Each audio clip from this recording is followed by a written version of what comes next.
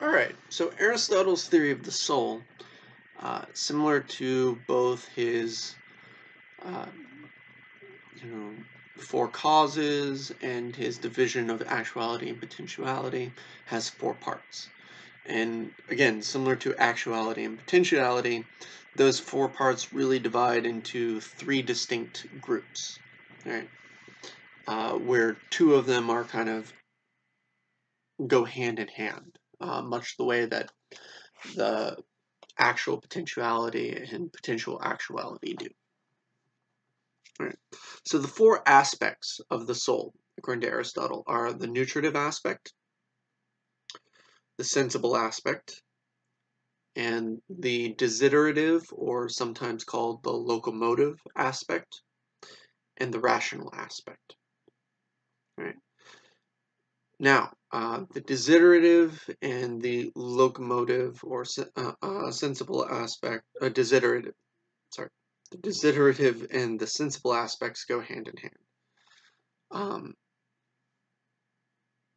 they where one is where the sensible aspect is, the desiderative and locomotive aspect necessarily is as well, according to Aristotle.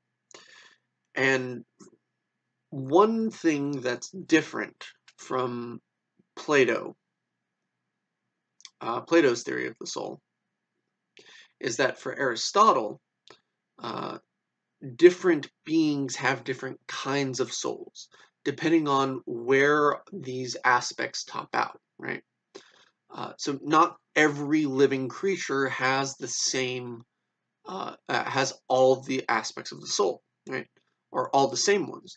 And even if they do, they're not expressed in the same way, right? Which is quite different from Plato, who says that no, eros, thumos, and logos are all the same in everyone, even if they might not exist in the same quantities, right? Um, so the type of soul that a living being has is determined by how many aspects they have. For example, plants, which have the vegetative soul, only have the nutritive aspect, whereas animals have both the nutritive aspect and the sensible and desiderative aspects. And then humans are the only ones that have all four aspects, right? So think of it kind of like a series of concentric circles, right? The larger circle is going to be all living things that have the nutritive aspect, right? And then the next circle, which is going to be smaller inside of the first one, is going to be all living things that have the sensible and desiderative aspects.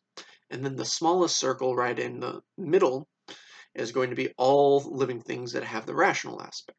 Right? So it's like Russian nesting dolls, one inside of the other, right? But that doesn't mean that all the ones that are inside of one are inside of the other. Right?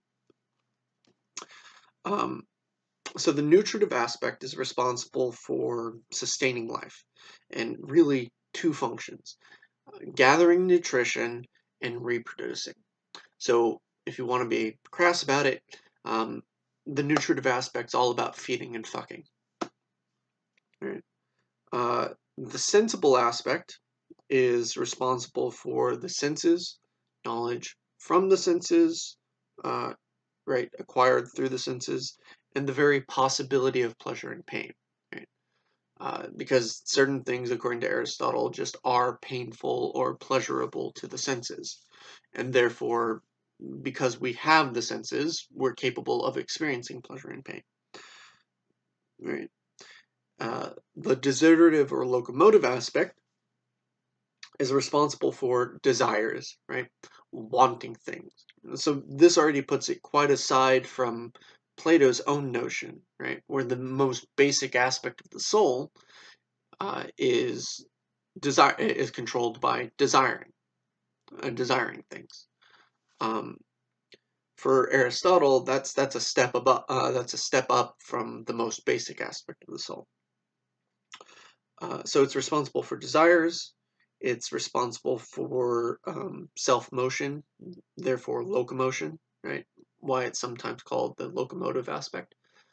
And the justification for this is that your desires impel you to move away from pain and towards pleasure, right? If you're hungry, you search out food, right?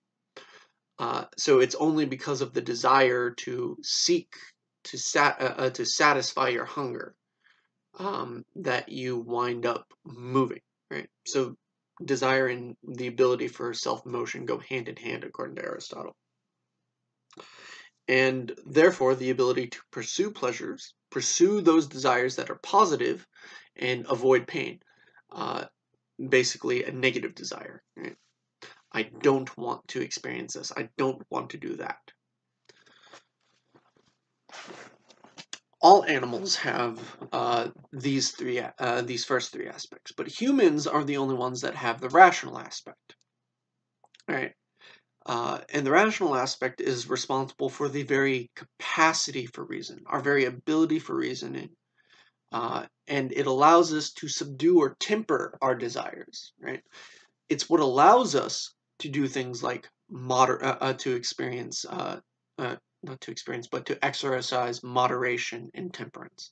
We're not just driven by our most immediate desires, right? And since we can moderate and subdue our immediate desires, this allows us to develop long-term goals and desires.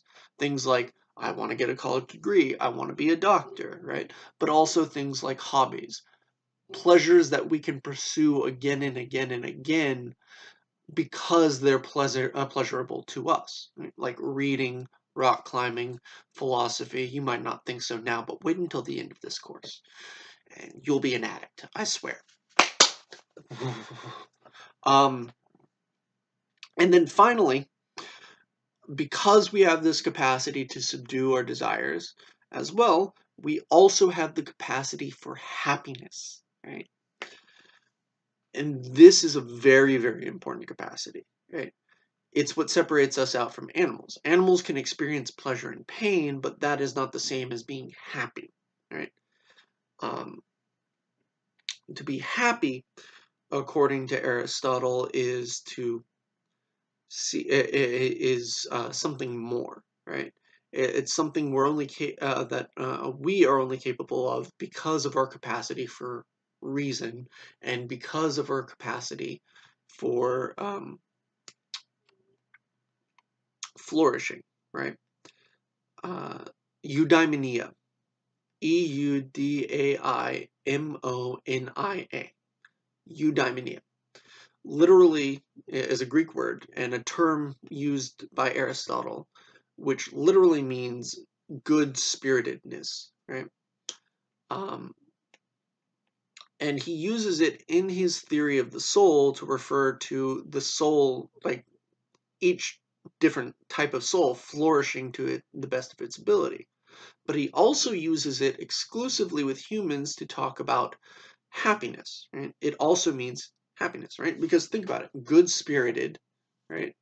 A good spirit is a flourishing one, but in our case, it's also a happy one.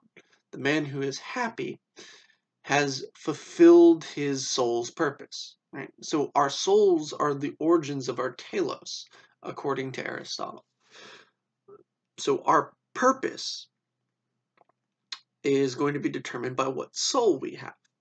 And our form, right? Our form, like how the organization of our parts, right, is going to play a role in the fulfillment and the how we see that how we see that purpose fulfilled. You know, different plants might have the same soul, but they have different forms. And so they see that purpose, that telos, to grow and reproduce, fulfilled in different ways. Right? Creeping vine or a dandelion is going to see its or a mushroom is going to fulfill that purpose in a different way from a tomato or a hydrangea or a banyan tree. Right? And the same thing for foxes versus like deer. One's carnivorous, one's not. in order to best fulfill their purposes, right? What their to satiate their desire for hunger, they're going to go after different things, right? But humans, we're going to have something common to that we can use to fulfill our purpose, right? To achieve happiness, right? To achieve eudaimonia in the sense of happiness. And that is going to be virtue,